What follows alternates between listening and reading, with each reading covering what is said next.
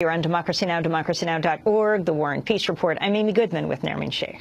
We turn now to the historic moment Tuesday when President Barack Obama shook hands with Cuban President Raul Castro as both men participated in a memorial service for anti-apartheid leader Nelson Mandela in South Africa. The White House said the handshake was unscripted. It marked the first time a U.S. president has shaken hands with a Cuban leader since 2000. In Washington, Republicans expressed outrage over the exchange. During a hearing in the House, Republican Representative Ileana Ros-Lehtinen of Florida sparred with Secretary of State John Kerry, who said it did not represent any change in U.S. policy toward Cuba.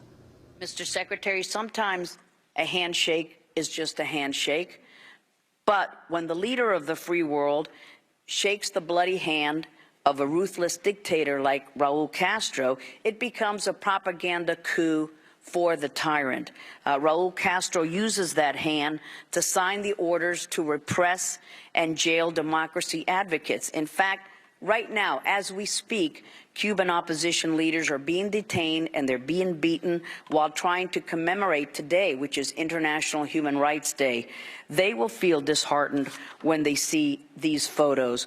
Could you please tell the Cuban people living under that repressive regime that a handshake notwithstanding, the U.S. policy toward the cruel and sadistic Cuban dictatorship has not weakened? Thank you. Ladies and gentlemen, today is about honoring Nelson Mandela. And the president's at an international funeral with leaders from all over the world. He didn't choose who's there. They're there to honor Mandela. And we appreciate that people from all over the world and from all different beliefs and walks of life who appreciated Nelson Mandela and or were friends of his came to honor him.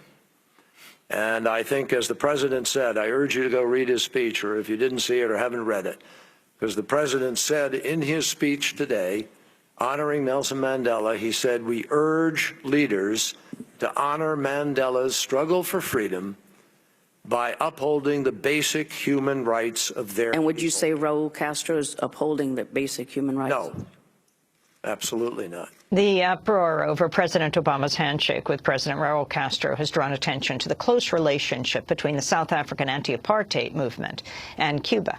In 1991, Nelson Mandela visited Cuba with then-President Fidel Castro. This is a clip when they first met. Before we say anything, Antes de hablar absolutamente de cualquier tema, you must tell me when you are coming to South me Africa. tiene que decir cuándo viene para Sudáfrica.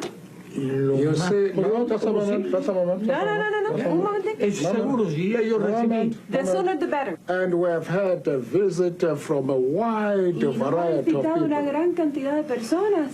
And our friend Cuba, Y nuestro amigo Cuba, which helped us in training our people, que nos ayudó a entrenar a nuestra gente, gave us resources to que nos get dio on with our recursos, struggle, que nos ayudaron tanto en nuestra trained lucha, our people que as entrenó a nuestros doctors and so combatientes, a on. nuestros médicos. You have not come to our country. Cuba no ha venido a visitarnos, usted no ha ido a visitar. When are you coming? ¿Cuándo viene? No he visitado a mi patria I surafricana. haven't visited my South African homeland La yet. quiero como una patria. I love it as a Quiero por él homeland. y por el pueblo. I love it as a homeland as I love you and the South When African are you people.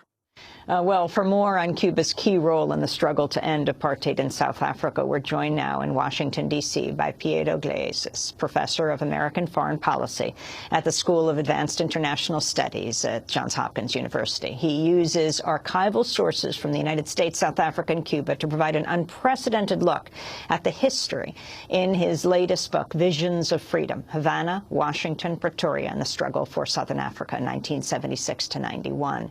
You can read the book's prologue on our website at democracynow.org. Professor Gleesis, welcome to Democracy Now! Talk about this key relationship, why Cuba was so seminal to the anti-apartheid movement. Cuba is the only country in the world that sent its soldiers to confront the army of apartheid and defeated the army of apartheid, the South African army, twice, in 1975, 1976, and in 1988. And in Havana, when he visited Havana in July 1991. I won't be able to repeat exactly the words of Nelson Mandela, but Nelson Mandela said the Cuban victory, referring to the Cuban victory over the South Africans in Angola in 1988, destroyed the myth of the invincibility of the white oppressor and inspired the fighting masses of South Africa. Quito Cuanavale, which is a victory of the Cubans in Angola, is the turning point in the liberation of our continent and of my people from the scourge of apartheid. For a country that knows very little, Professor Gleises, about the Cuban experience, its military intervention in Angola, can you step back for a moment and explain what President Castro, what Fidel Castro and these Cuban soldiers did? Sure. In 1975, you have the decolonization of Angola. Portuguese colony slated to become independent on November 11, 1975. There is a civil war between three movements. One supported by the Cubans had supported it over the years in its struggle against the Portuguese. The other two supported by South Africa and the United States. And the movement supported by the Cubans, the MPLA, which is in power in Angola today, having won free election, was on the verge of winning the civil war. And it was on the verge of winning the civil war. I paraphrase from what the CIA station chief in Angola at the time told me, because it was the most committed movement with the best leaders, the best program. And in order to prevent their victory, the victory of the MPLA, in October 1975, urged by Washington, South Africa invaded. And the South African troops advanced on Luanda, and they would have taken Luanda and crushed the MPLA if Fidel Castro had not decided to intervene. And between November 1975 and April 1976, 36,000 Cuban soldiers poured into Angola and pushed the South Africans back into Namibia, which South Africa ruled at the time. And this had an immense psychological impact, talking of South Africa, in South Africa, both among whites and among blacks. And the major black South African newspaper, The World, wrote in an editorial in February 1976, at the moment in which the South African troops were still in Angola, but the Cubans were pushing them back. They had evacuated central Angola, they were in southern Angola, the writing was on the wall. In this newspaper, The World wrote, Black Africa is riding the crest of a wave generated by the Cuban victory in Angola. Black Africa is tasting the heady wine of the possibility of achieving total liberation. And Mandela wrote that he was in jail in 1975 when he learned about the arrival of the Cuban troops in Angola. And it was the first time then a country had come from another continent not to take something away, but to help Africans to achieve their freedom. This was the first real contribution of Cuba to the liberation of South Africa. It was the first time in living memory that the white giants, the army of apartheid, had been forced to retreat. And they had retreated because of a non-white army.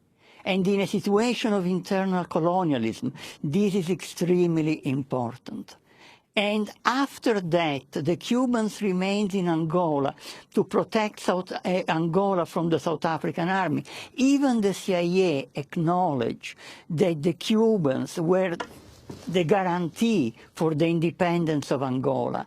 And in Angola, they trained the ANC, the African National Congress of Mandela, and very close relations developed between the two.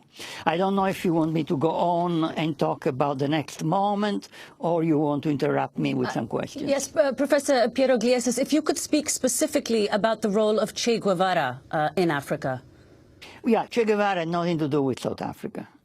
In Africa, though, in the Congo? Yes, I understand. The role of Che Guevara in 1964, 1965. In late 1964, Che Guevara was sent by Fidel Castro as Fidel Castro's top representative to sub-Saharan Africa. It was the first visit by a top Cuban leader to sub-Saharan Africa, because the Cubans believed that there was a revolutionary situation in Central Africa and they wanted to help. And Che Guevara established relations with a number of revolutionary movements. One of them, the MPLA, the Movement for the Liberation of Angola, that was based in Congo-Brazzaville. And in 1965, the first Cubans fought in Angolan territory together with the MPLA. But the major role played by Che Guevara is that he led a group of Cubans into Congo, the former Belgian Congo, where there was a revolt by the followers of the late Lumumba against the central government imposed by the United States. And the United States had created an army of white mercenaries, the white giants, mainly South African Rhodesians and then Europeans, to crush this revolt. And the Cubans went at the request of the rebels, at the request of the government of Egypt, Algeria, and Tanzania to help the rebels. Yes? Professor, I wanted to go back to Angola yes. and this time bring in former U.S. Secretary of State Henry Kissinger. This is Kissinger explaining why the U.S. was concerned about the Cuban troops that Fidel Castro had sent to fight in Angola. After Kissinger, you'll hear Fidel Castro himself. We thought, with respect to Angola, that if the Soviet Union could intervene at such distances from areas that were far from the traditional Russian security concerns, and when Cuban forces could be introduced to distant trouble spots, and if the West could not find a counter to that then the whole international system could be destabilized. It was a question of globalizing our struggle vis-à-vis the globalized pressures and harassment of the U.S. In this respect, it did not coincide with the Soviet viewpoint. We acted, but without their cooperation. Quite the opposite. That was President Fidel Castro, and before that, Secretary of State Henry Kissinger from the film CIA Angolan Revolution. Professor Gliesses. Okay, 2 points. One, Kissinger didn't mention that the Cubans intervened in response to the South African invasion and that the United States had connived with the South Africans and urged the South Africans to invade. So here there is a rather important issue of chronology. The second point is that in the last volume of his memoirs, Kissinger, who in general is a very arrogant person, acknowledges that he made a mistake. And the mistake he made was in saying that the Cubans had intervened as proxies of the Soviet Union. And he writes in his memoirs that actually it had been a Cuban decision and that the Cubans had intervened and confronted the Soviets to the fait accompli. And then he asks a question in his memoirs. Why did Castro take this decision? And Kissinger answers is that Fidel Castro was probably, I'm quoting, was probably the most genuine revolutionary leader then in power. So there are two Kissingers, if you want. And there is the Kissinger of his memoirs, where he says a few things that actually are true. Piero Iglesias, what do you make of the furor right now? You just heard Congressmember Leighton from Florida attacking John Kerry, you know, the significance of the handshake between President Obama and President Raul Castro right there at the Soweto Stadium at the memorial service for Nelson Mandela. I think it's pathetic and reflects the ethics of the United States and the policy of the United States. President Obama was received with applause in South Africa when he spoke, etc., because he's the first black president of the United States. But the role of the United States as a country, as a government, past governments, in the struggle for liberation of South Africa is a shameful role. In general, we were on the side of the apartheid government. And the role of Cuba is a splendid role in favor of the liberation. This handshake, going beyond this particular issue, the handshake was long overdue. The embargo is absurd, is immoral, and we have here a president who bowed to the king of South Africa, of Saudi Arabia, I'm sorry, which certainly is no democracy. I mean, even Obama should know it. So it's an absurd situation. The problem with Obama is that his speeches are good, his gestures are good, but there is no follow-up. So unfortunately, it's just a gesture, a long overdue gesture that does not change a shameful U.S. policy. Professor Piero Iglesias, before we conclude, let's turn to Fidel Castro speaking in South Africa on his visit in 1998. Conviértase Sudáfrica en modelo de un mundo futuro más justo y más humano. Let South Africa be a model of a more just and more humane future.